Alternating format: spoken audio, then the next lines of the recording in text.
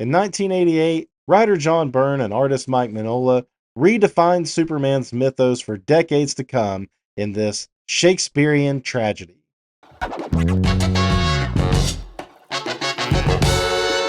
Thanks for joining me today. My name is Daryl. I am the host of Read Your Comics, and like many of you, I am fired up for the reboot of Superman by James Gunn in theaters this summer.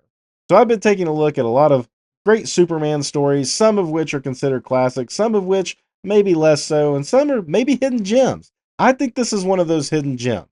Most people know the Man of Steel miniseries that John Byrne used to reboot the Superman mythos. He also launched the ongoing titles of the time, but he also did a series of miniseries starting with this one, The World of Krypton. There was also a World of Smallville and a World of Metropolis. And those were used to redefine, the world of Superman. Before this miniseries, Krypton was mostly portrayed as a whimsical or colorful, almost utopian sci-fi fantasy where science and magical tech coexisted with things like bottled city of Kandor. But Byrne flipped that around, starting in The Man of Steel. He showed us a much different design for the Kryptonian garb, but he didn't really dive into Kryptonian lore in that series. So this was his opportunity to really explore how Superman's home planet was different in this post-crisis DC universe. And he did that by turning Krypton into more of like a high fantasy vibe. He covers generations of Kryptonian society, evolving it into something more logical and more emotionally distant. And this wasn't just a visual choice, it was the foundation for the new narrative that Krypton had become a world obsessed with order and tradition and preservation and kind of forgot how to live. But before I jump into it, I want to give a shout out to all the viewers' support. All your likes, shares, and comments are much appreciated. And if you're new to the channel or just haven't done so already, be sure to hit subscribe so you don't miss any future episodes. And if you've missed any of my other Superman videos so far, you can find those in a playlist right there. So let's take a look at this. Part of what drew me to this series was the fact that Mike Mignola is the penciler on it. Also, John Byrne and Walt Simonson working together on the covers here. Now, it will be noted that Superman doesn't really show up until the final issue of this, and because of that, I do find a little bit of a narrative flaw in the way that Byrne chose to tell this story. I understand some of the choices he made, but when we get to issue 4, I think there could have been something to tie this all together a little better. That said, I really enjoy what he did with this series. Right off the bat, from the cover alone, you can tell these aren't the Kryptonians of yore with their costumes similar to what Superman would wear, but with a sun on it or headbands and so forth. But it's also quite different than what Byrne had already shown in the Man of Steel miniseries with these black bodysuits with white ruffles going down the arms that covered head to toe. We've got characters that look like there's something more out of like a Flash Gordon or a John Carter, Frank Frazetta painting of some sort. And as we jump into the issue, every issue is going to start out with some sort of city cathedral of some sort, spire off in the distance. We see these airships that we saw on the cover kind of fluttering about, a nice lush green landscape. It's showing Krypton, at least at this stage, as somewhat of a, like I said, a high fantasy or sci-fi utopian society. Get a nice big opening splash page, closing in a little bit on some of these like airships that the characters are zipping about on. Get a little bit of a look on all their different clothes. These almost look like fish swimming through the sky. And we meet this character, Van L. This is not EL, this is just the letter L. However, as we go about this, we are going to learn that this is a direct connection to Jor-El/Kal-El, the House of El. And it's a special day for Van L as he's supposed to take a rite of passage into his manhood, so to speak. And he meets a female character who he clearly already knows, and they have a little fun race, a little dash around in their AirPods here. But their fun takes a turn when she flies a little too close to the ground, skips off the ground, and it throws her from the ship. and crashes into a tree with some pretty terrible wounds here. I really see a future Mike Mignola in a lot of this work right here. At this stage of Mignola's career, he was definitely working more within traditional house style of Marvel and DC, but you start to see glimpses of what he was developing as his style that we now know in Hellboy and the universe he's created over at Dark Horse. So this female character, Vara, she's wounded here. Van L is going to collect her and take her to a hospital. And at the hospital, this is where we start to learn that there is cloning used to preserve the life of Kryptonians. And already we have these people out here saying, no more spare parts, full mind, full life, minds for the mindless. And he calls them clonies. He's like, get out of the way, clonies, as he's taking her into the hospital. And these Kryptonian robots that look almost like War of the Worlds robots, they take her off and they're not really allowed to go in and see what they're doing. And while we're doing that, we meet another character here named Can Z, and he seems quite distraught himself. He's a little bit snippy in this confirmation. When one of the robots comes to him and says that they have confirmation, and he runs off very distraught. I mean, this feels like right out of a Frazetta painting. So what we're starting to learn here is that the medical facilities of Krypton are so advanced that despite the wounds, they're able to just patch people up and send them on their way that afternoon. But they can die because they said that if he hadn't gotten her there in time, she probably would have bled out and died. But since he was able to save her, she's going to be ready to go for the party this evening in honor of Van L. And in here we meet another relative of hers. And I mean, again, you just notice the clothing that they're wearing. I mean, he's just got like a belt and underwear on with a cape. He's wearing this interesting headpiece, but his chest is exposed too. It's just kind of odd of what we see in what we've come to know as like Kryptonian outerwear. So Van L returns to his home. This is his mother here, not the same girl we saw before.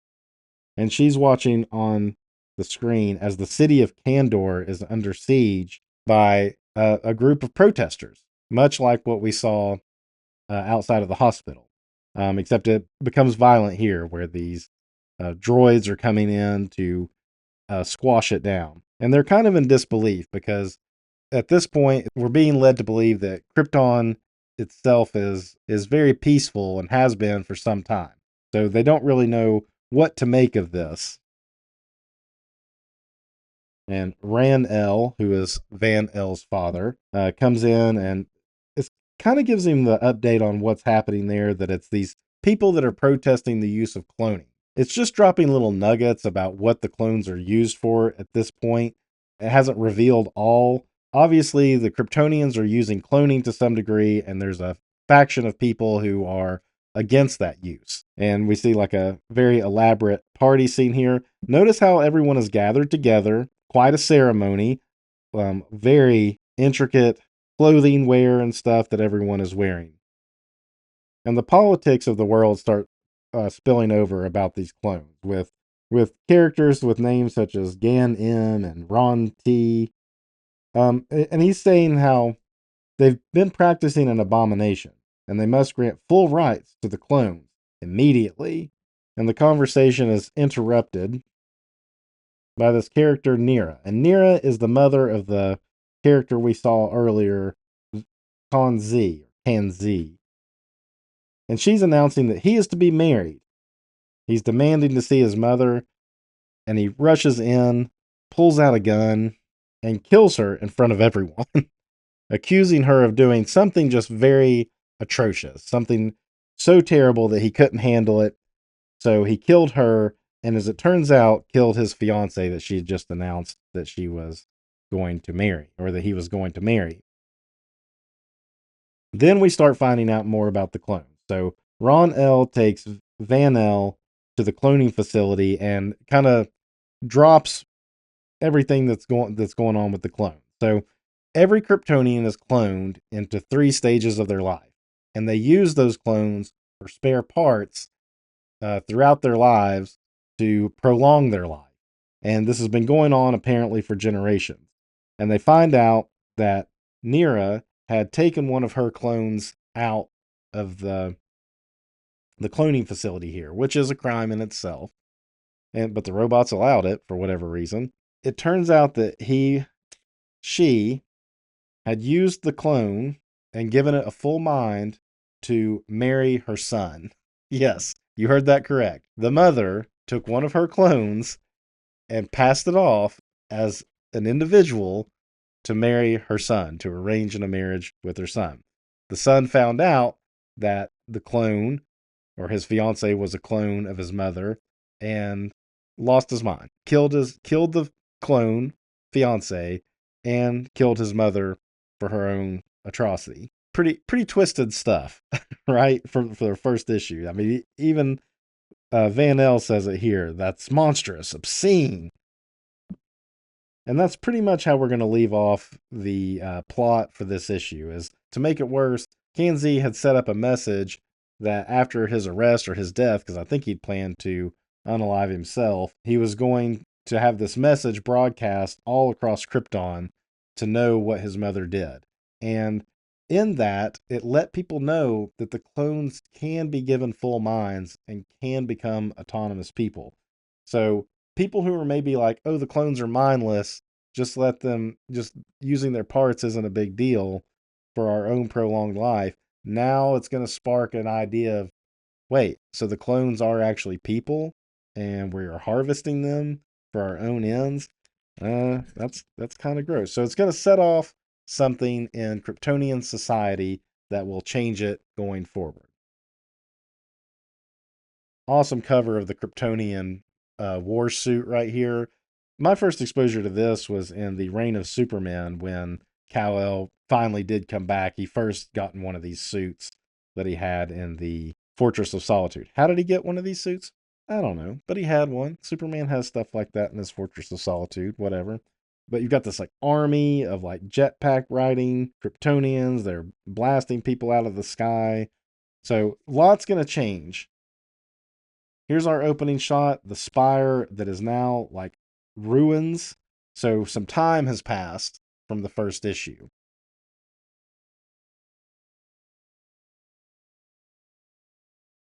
And now instead of fluttering airships with happy Kryptonians going around, we get this massive war suit trudging across the terrain. And all this narration is describing just how treacherous this journey is and how long the person inside the suit has been in it for almost 1,000 years, I think it says. That's in here. You see him inside the suit, kind of curled up in like a fetal position almost. And in here, it does reveal that it is Van L that is in the suit. Something major's happened here that we don't exactly know yet, but we know that this once looked like this. This is the spire we saw at the beginning of the last issue. What we're going to see is this red outline a lot, denoting that we're having a flashback. And we're going to actually have flashbacks within flashbacks. And that's the narrative thing I have a little problem with. So we're going back to the revelation that we found out last issue about the clones and everything, and how this isn't really a new debate within Krypton. And then we learned that there used to be a group called the League of Life, and a guy named Sin M and his League of Life, who abhorred the purpose of the use of clone material to prolong their lives. And he led a rebellion of old, but that got squashed eventually, and it would resurface every now and then, but generally it would get squashed as well. But because of Con Z's broadcast, now the protesters are taking the fight directly to the cloning facility, and they begin to attack. More or less, it's just leading to all-out war on Krypton.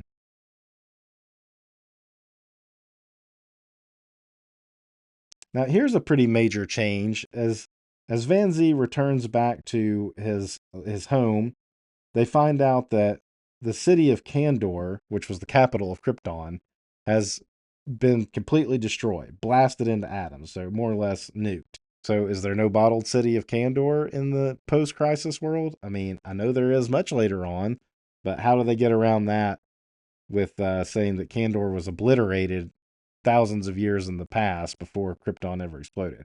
Does it get rebuilt? I don't know. It doesn't really get into that in this series, but it does kind of eliminate the idea, at least in John Byrne's mind. He probably thought that was one of the elements that needed to be removed from Superman.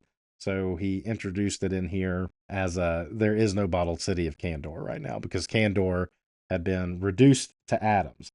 I mean, I guess you could say it was shrunk. That's what it is. But as far as the Kryptonians are concerned, they think the city of Kandor just got obliterated.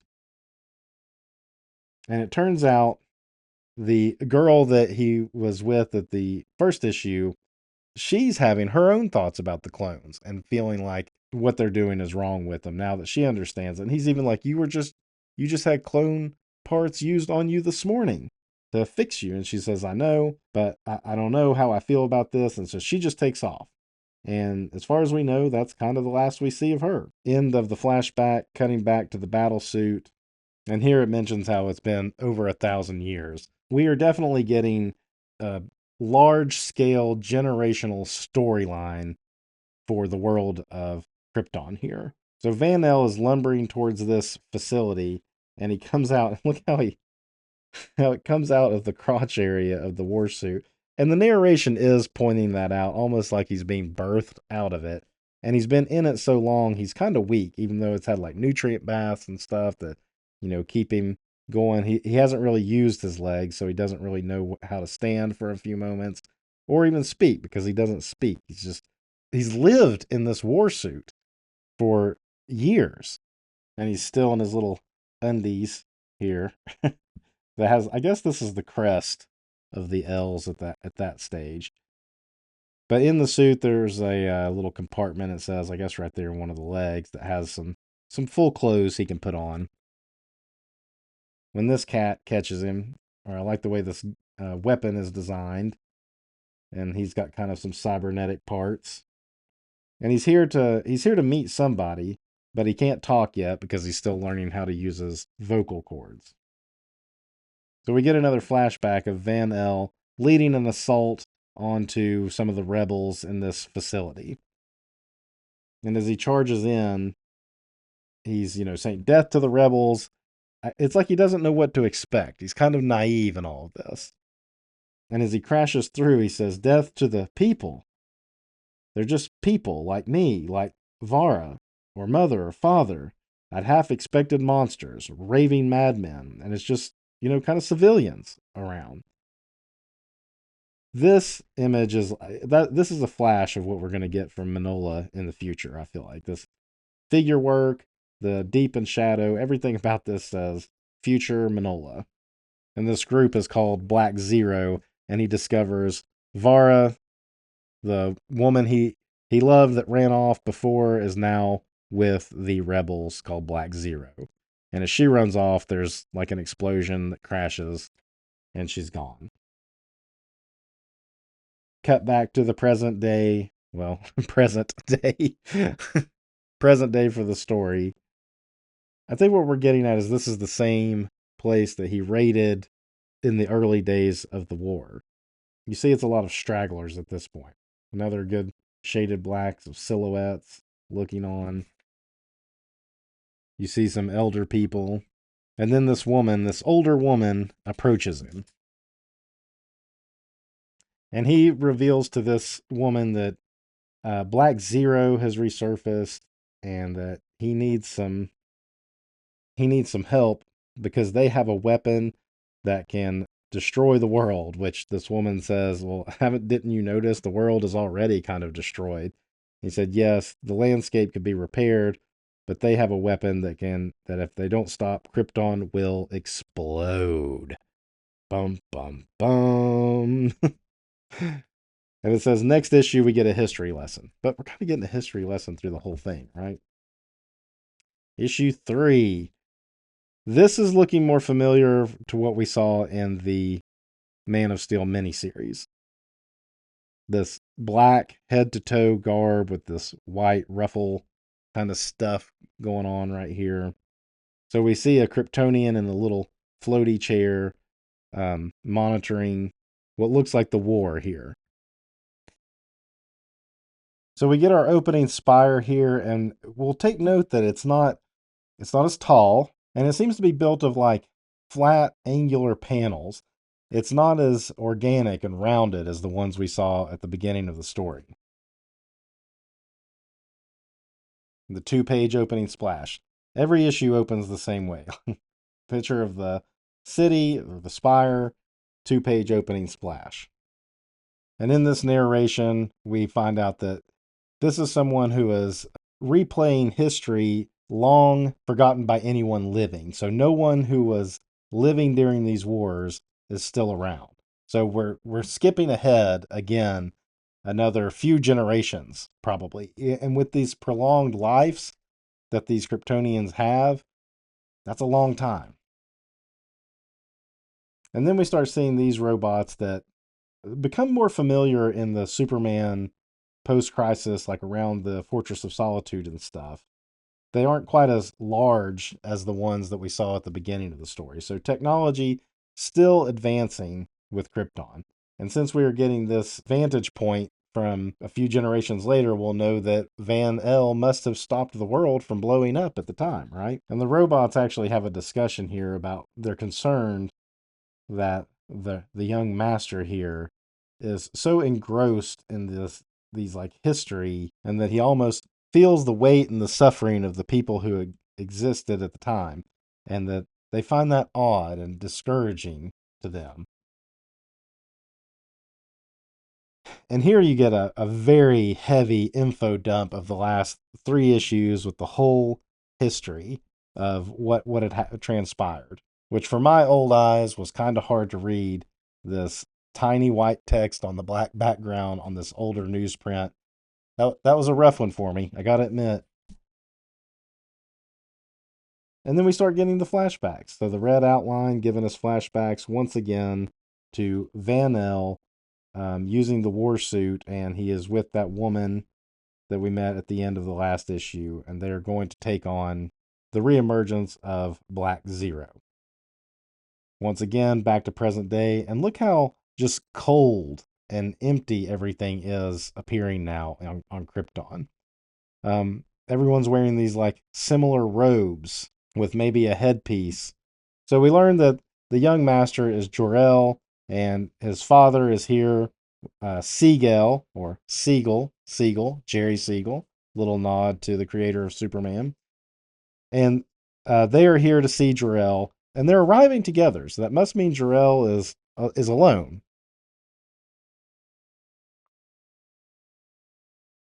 And we find out that this other character over here is the master of the gestation chambers.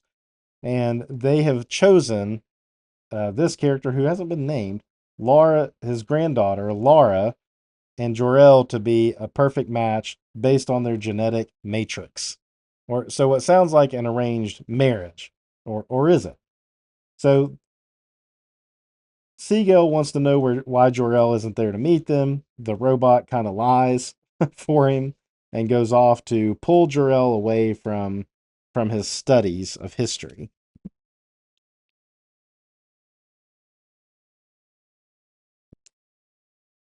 Flashback time to Van L, and they're taking on the Black Zero, who have no weapons.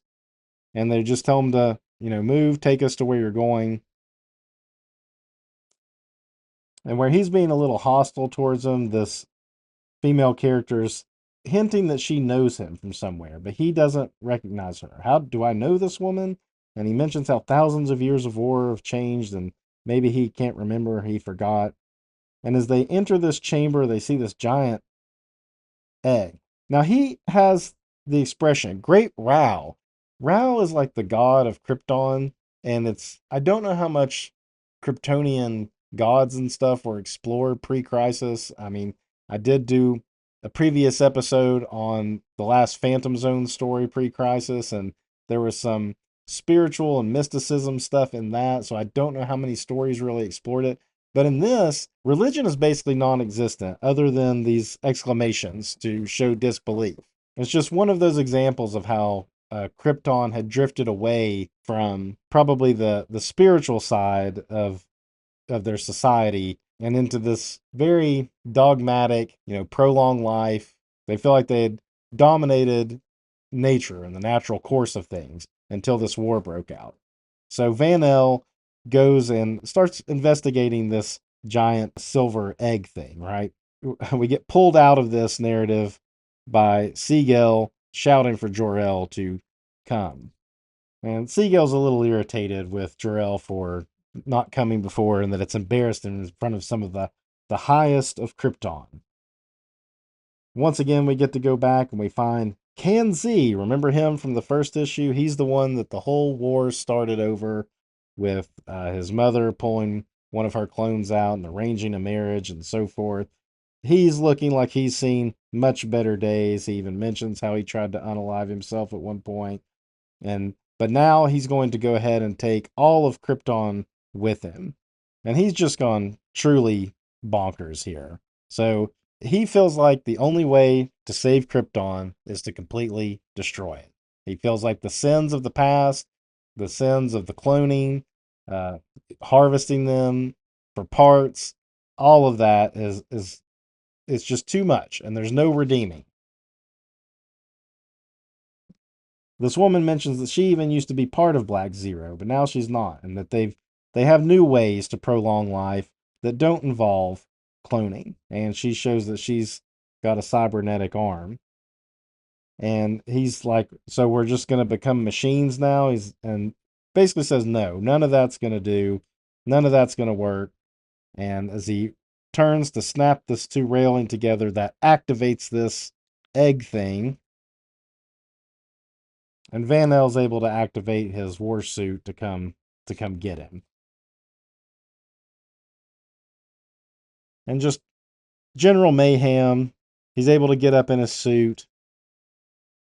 Nice wordless pages here. You see some of the future Mignola in this work too. He tries to blast the egg, but it blows up. It does something that penetrates the core of the planet and explodes. And so it apparently didn't work, at least so he thinks, that it was supposed to destroy the whole world. And you see these not full on war suits. They're more like explorer suits. They've got more like an exposed upper part. And you see her, Father, Father, do you hear me? Janel. So we have another ancestor here of the L's. And they go find him. He's okay though. They find him in his war suit. They get him out, and he's okay. And they find the woman that he was with, and it reveals that she was Vara, the woman from the earlier issue. And the son is saying, "Who is this woman? She's known to you." He says, "In a different reality, she might have been your mother, because she had left." So we don't know who the woman is that he ended up siring this son with. But and then here's where we find out about this arranged marriage, but they don't speak of it like it's a marriage. They've somehow prolonged life, and every time a Kryptonian dies and they need to replace a Kryptonian, these uh, genetic overlords will determine who gets to procreate. And they determine it based on their genetic matrix. So they've determined that Jor-El and this Lara are a good match. And when Jor-El sees her, he says she is beautiful. Now, here's where the narrative takes a different turn that I don't think works great. I mean, it's a good issue, but I think this could have tied in better with the first issue if they'd done something to bring this together. You've got, Superman with a tear in his eye on the cover. You see his space capsule flying away from Krypton. So this one's going to be a little closer to the full on Superman origin as far as Krypton is concerned. But because it starts out with Metropolis as our city here, and our two-page spread isn't fully just a two-page spread. We're actually going to get some panels here of Superman stopping this missile from hitting the Daily Planet. definitely see the Mignola flashes here and all of this with the shadow and everything. He takes it up into space. And in this, he's kind of talking about something that was taking place in the main Superman title so that, the continuity lines up. But when I looked up when this came out and when this character he's discussing, Professor Kilgrave's story takes place, it's a few months apart. So this was, if you were reading this off the shelf, you're kind of getting a flash forward of what's about to transpire in the Superman books. But that's all there is to this, really. You get a little bit of Lois and Clark's interaction here about racing to the Superman stories, some fairly good humor of Lois pulling Jimmy out of the men's room to come with the camera to take pictures of the Superman event, and then she sees Clark, and they have some banter back and forth about him beating her the stories. But Clark says, Superman says he has a story just for you at meet him at 5 o'clock around at your place. And in here, she's going on about how she's such a confident and strong woman, but around Superman, her brain just turns to mush like a schoolgirl. Knock, knock, it's him. Superman shows up with some flowers for Lois. And then now we're getting the narrative of Superman revealing to Lois his Kryptonian oranges that got kind of mind dumped into him via some Kryptonian technology that came with him at birth. And he's just learned about it himself. And he's telling Lois, because I guess he feels like she'll write a fair story. Probably doesn't want to add more suspicion to himself if Clark Kent were to write the story. But this is where I feel like Superman should have almost been telling the whole story here. Or Superman should have been getting this history lesson himself in one of the early issues so that we could get to this and it would make more sense at the end. I don't know, because the story starts out so well with showing Krypton in that early stage that you kind of had to open with that. So I don't know how you fix that, or if you just leave Superman out of this altogether. But there's a pretty good emotional moment in this towards the end with Superman that works too. I don't know. I don't see a perfect solution for it, and I'm not John Byrne, so where do I have place to talk? So Superman begins giving Lois the story of his great great grandfather Van El and how Kryptonian society changed over time because of this war, and it became very cold and distant, where Kryptonians stopped interacting with each other and they just communicated through these like hologram things. They stayed apart. Only in an event of colossal importance would cause any Kryptonian to enter the actual physical presence of another life. So, man, that is a cold, cold world that Krypton had become post the war. And we get a lot more about what happened after this war that Van El fought in. Instead of using clone parts, they developed these suits that would prolong their life, and they wouldn't need the clone parts and stuff. And in fact, they did it. They became so efficient at these suits, they would put them on them at birth, and the suit would grow with them over time. So that's what these suits are. And then they would kind of adorn themselves for rank and stuff with these insignias on the robes. But for the most part, this suit is just a part of their body, and they didn't have physical contact with each other. So where Lara and Jor-El were chosen to create the next baby, they weren't going to physically interact. They weren't going to know each other. They weren't going to be married. They weren't going to have a relationship. They were going to live apart. Their genetic material was taken to create a new baby in the great gestational chambers of Krypton. But Jor-El became obsessed with Lara. He fell in love with her from a distance and was studying the history of Krypton. And so he decides he's going to go visit his son at the gestational chambers. And there's little baby Superman, grown in a test tube. Yes, the post crisis Superman was born in a test tube. So I'm going to kind of deviate. This is the first time I've actually read this. And I think, I've read a lot of post crisis Superman. I don't remember it ever being brought back up again. And as I see this now and I relate it to the Man of Steel Superman movie, which I did not love.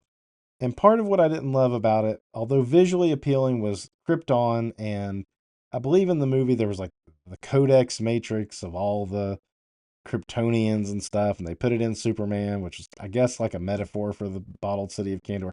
I didn't like any of that. I didn't like how they tried to twist all that into something completely different. But now that I look at it, I don't love it anymore, but I kind of see that maybe they were pulling from some of this, more so than I realized at the time. So, doesn't really change my opinion on the overall movie, but I at least kind of see, okay, maybe they were pulling a little bit from the comic more than I realized. And here's where you get Jor-El naming him. This would be my son, Kal-El.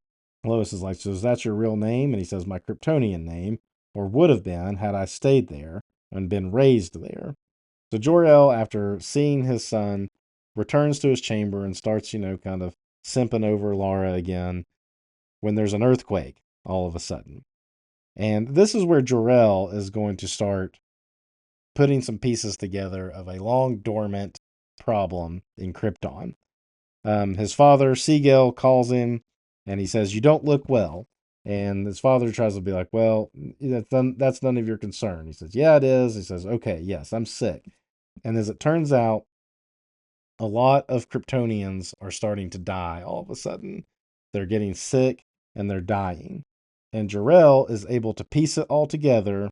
He's able to trace it back to this egg thing from Black Zero being set off generations ago. And that it did something to the core and caused it to emit radiation that is now killing the people as well as disrupting the planet and causing it to potentially break apart. But he's going to go confirm that, so he takes a journey to the place where it happened. He finds a marker that Van El left behind. I mean, this is all really well written. I'm kind of zipping through it just because visually I don't find it stunning enough to like stay on. But the story here, the build up of all of this is pretty good. It's some pretty good characterization of Jor-El. Not happy with the way Kryptonian society is. It's not what we saw in the past where Jor-El's trying to tell everybody the world's going to blow up and nobody believes him, so he builds a rocket and sends Superman off. It's more like Jor-El almost keeps this to himself because there's nothing that can be done at this point. And probably he sees too that society is a little it's almost too late. They've all been irradiated by whatever's happening in the core, and they're going to die even if the planet isn't about to explode. So he has the robots send for Lara. And I don't know that him and Lara really communicate any up until this point. She does come, and he shows her their baby and tells her what he's going to do. He's going to send it to this planet Earth, that because he's been in this gestation chamber, he's been shielded from the radiation that's going to destroy the Earth. And she says it's like, there's savages there and stuff, which this scene actually is in the Man of Steel miniseries. So this is kind of coming full circle to that point. But we just start out with this in the Man of Steel. We didn't get all that other backstory about the gestation chambers and the history of Krypton and yada, yada, yada. She's not happy about it, but she understands what he's going to do. There's the ship. The planet starts to break apart. And he sends it off. And it says at this point, Superman, who's narrating the story from here, saying, the transmission of what Jor-El transmitted for the trauma dump later on breaks off at that point. So all he can do is think about what may have happened next. And this Kryptonian society where people don't even be in the presence of the physical presence of one another, much less touch. You see them start to touch, caress each other as the planet explodes. And this is kind of the touching moment of, Superman, as he tells this story, he starts to cry. And they put a new twist on the whole escaping from Krypton thing, whereas Jor-El was very dissatisfied with Kryptonian society here, how it had evolved into this cold, contactless world where people couldn't even interact with each other except through technology. And Superman says, I realized that was Jor-El's gift to me. What he gave me by sending me here, not these superpowers. By sending me away from Krypton, Jor-El gave me the gift of humanity. So by sending Superman to Earth, he was escaping not only a dying planet that was about to explode or be irradiated, but also just the soullessness of the society that Krypton had become. Something else noteworthy in this is the thing that was causing the Kryptonians to die is that the core was becoming kryptonite. It doesn't straight out say that in the narrative, but in interviews with John Byrne, he said he had a list of things he wanted to do with Superman when he took the job to reboot it.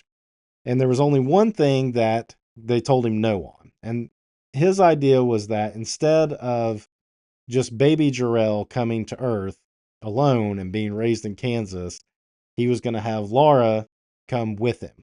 Jeanette Kahn, who was the editor at the time of DC, said, no, that was a bit too far. That was the one thing that they said no to. But she did have an idea that maybe instead of just the planet blowing up, that the planet was killing them because the core was turning into kryptonite already. And that was what caused the planet to blow up. And Byrne said he loved that idea and he ran with it and gave a reason behind it too. I mean, that was her basic idea. And he decided, well, what if there's like this war that sets off in motion some type of technology that causes the core to turn to kryptonite? And then also the whole history of Krypton here. So I really enjoyed this miniseries, other than the little narrative issue I had there with, Superman showing up at the very end, making for like an awkward wrap to the whole thing. I think there was more to explore there. And as far as I know, the TV show Krypton, I never watched it, but I think it explored some of this. I know it used Siegel as one of the main characters. And as I mentioned, I actually see that the Zack Snyder Man of Steel movie pulled more from this than I initially realized. And then, of course, there's the animated Superman show from the 90s. The Kryptonians definitely looked a lot like this. I don't think the show really got too into the history of Krypton, but it definitely pulled the aesthetic of the John Byrne era of Krypton. It'll be interesting to see what James Gunn does if he takes this first movie to explore any of the Krypton aspects that we've seen here or in previous versions, because I know he's going to be using All-Star Superman as reference, and All-Star Superman definitely leaned more into the Silver Age version of Krypton and the way the Kryptonians dressed and acted and so forth than from this John Byrne era. So that'll be something to look for in the movie this summer. That's all I've got for this week's Superman storyline. Definitely check this one out. Shouldn't be too hard to find in dollar bins. And until next time, read your comics. Thanks for watching. If you enjoyed my breakdown of this issue, you can support the channel by hitting subscribe. It costs you nothing and helps other comic fans find the channel. You can also visit readyourcomics.com for cool merch, like this. Read Your Comics isn't just a brand, it's a mantra. And when you wear a Read Your Comics shirt, you are helping spread the word. For more classic comics conversation, be sure to follow me on Instagram at read.your.comics. And if you're still here, why not watch one of my older videos? Here or here.